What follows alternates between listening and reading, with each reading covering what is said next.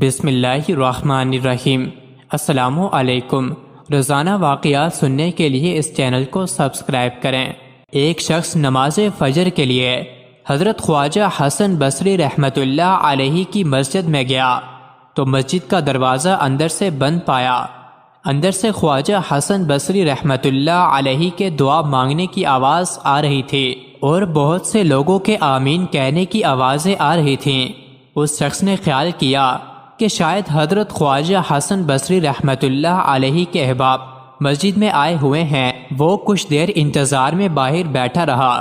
کافی انتظار کے بعد جب صبح ہونے کا وقت قریب پہنچا، اس نے مسجد کے دروازے کو ہاتھ سے دھکیلا تو دروازہ کھل گیا، حالانکہ پہلے بند تھا۔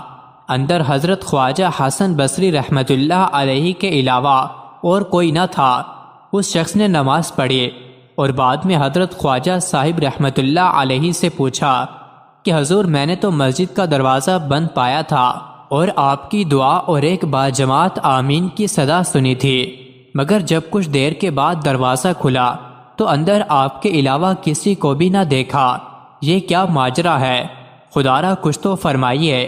حضرت خواجہ حسن بصری رحمۃ اللہ علیہ نے اس شخص کو تنبیہ کی کہ خاموش رہے اور یہ بات کسی کو مت بتائے۔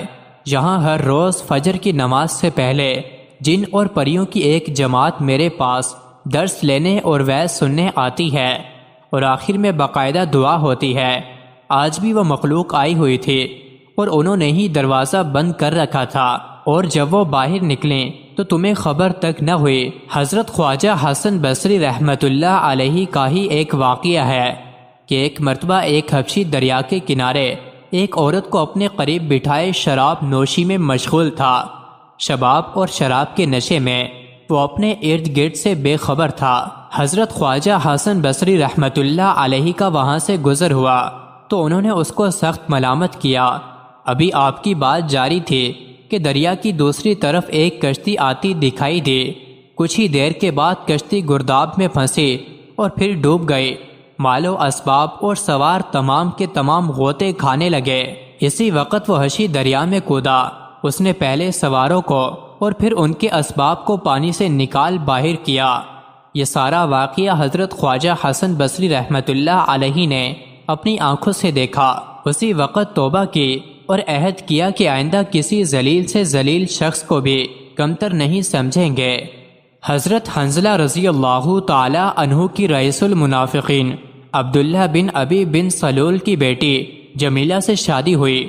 ان کی رخصتی اس رات جس کی صبح مسلمانوں کو غزوہ احد کے لیے نکلنا تھا، آپ رضی اللہ عنہ نے رسول اللہ صلی اللہ علیہ وسلم سے اپنی نئی نویلی دلہن کے پاس پہلی رات گزارنے کی اجازت چاہی۔ بارگاہ رسالت سے اجازت مل گئی۔ صبح کی نماز پڑھنے کے بعد دربار رسالت میں حاضر ہونے کا ارادہ کر رہے تھے کہ نئی نویلی دلہن نے روک لیا۔ وظیفہ زوجیت ادا کرنے کی وجہ سے جنبی ہو گئے اور غسل کی ضرورت پیش آ گئی۔ اسی وقت آپ کی اہلیہ محترمہ اٹھیں اور اپنی قوم کے 4 آدمیوں کو بلاوا بھیجا۔ وہ آ گئے تو بولیں، تم لوگ گواہ رہو کہ حنظلہ رضی اللہ عنہ نے میرے ساتھ صحبت کی ہے۔ ان سے اس سلسلے میں گواہ بنانے کی وجہ دریافت کی گئی تو کہنے لگی، آج مجھے ایسا محسوس ہوا کہ آسمان پھٹا اور اس میں حنظلہ رضی اللہ عنہ داخل ہو گئے، پھر آسمان پہلے کی طرح برابر ہو گیا۔ میں سمجھ گئی کہ اس جنگ میں حنظلہ رضی اللہ عنہ جام شہادت نوش کر لیں گے۔ تم لوگوں کو اس صحبت پر گواہ اس وجہ سے بنایا کہ اس سے بچہ عبداللہ بن حنظلہ کا تعلق ہو چکا ہے۔ کہیں ایسا نہ ہو کہ اس ہونے والے بچے کو ناجائز سمجھ بیٹھو۔ حضرت حنظلہ رضی اللہ عنہ جلدی سے ہتھیار سے لیس ہو کر اسی حالت میں تیزی کے ساتھ میدان جنگ کی طرف بڑھے اور نبی اکرم صلی اللہ علیہ وسلم کو دیکھا کہ جنگ کی صف بندی فرما رہے ہیں۔ جب گھمسان کی جنگ شروع ہوئی تو آپ کا ابو سفیان سے سامنا ہو گیا۔ آپ نے اس کے گھوڑے کی پچھلی ٹانگ کے گھٹنے پر زوردار وار کیا، جس سے ابو سفیان نیچے آ گرا اور چیخنے چلانے لگا، ایک قریش کی جماعت، میں ابو سفیان ہوں، میری مدد کو دوڑو، دیکھو حنظلہ رضی اللہ عنہ بن ابی عامر مجھے قتل کر دے گا۔ ہر ایک کو اپنی فکر تھی، کسی نے بھی اس کی آواز پر کان نہ دھرا۔ البتہ اسود بن شعوب یا شداد بن اسود اس کی مدد کے لیے دوڑا اور پیچھے سے آپ رضی اللہ عنہ پر نیزے سے وار کیا، جس کی وجہ سے اسی وقت آپ رضی اللہ عنہ شہید ہو گئے۔ حضور صلی اللہ علیہ وآلہ وسلم جب جنگ سے فارغ ہوئے تو پہاڑ کے دامن کی طرف دیکھا اور صحابہ سے فرمایا، دیکھو وہاں کون ہے؟ ملائکہ آسمان سے چاندی کے کوزے بھر بھر کر لا رہے ہیں اور کسی کو نہلا رہے ہیں۔ حضرت ابو اسید عدی رضی اللہ تعالی عنہ کا بیان ہے، ہم نے وہاں جا کر دیکھا تو حضرت حنظلہ رضی اللہ تعالی عنہ پڑے تھے اور ان کے بالوں سے پانی کے قطرے ٹپک رہے تھے۔ میں نے حضور صلی اللہ علیہ وسلم کو اطلاع دی، پھر آپ صلی اللہ علیہ وسلم نے ارشاد فرمایا، ان کے گھر تحقیق کرو کہ یہ خاص معاملہ ان کے ساتھ کیوں ہوا۔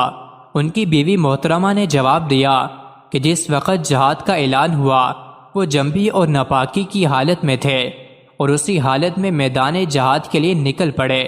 رسول اللہ صلی اللہ علیہ وسلم نے یہ سن کر ارشاد فرمایا، ہاں اسی وجہ سے فرشتوں کی جماعت انہیں غسل دے رہی ہے۔ اس واقعے کی بنا پر حضرت حنظلہ رضی اللہ تعالی عنہ کو غسیل الملائکہ، فرشتوں کے نہلائے ہوئے کہا جاتا ہے۔ مزید ایسے ہی ویڈیوز کے لیے چینل کو ضرور سبسکرائب کریں۔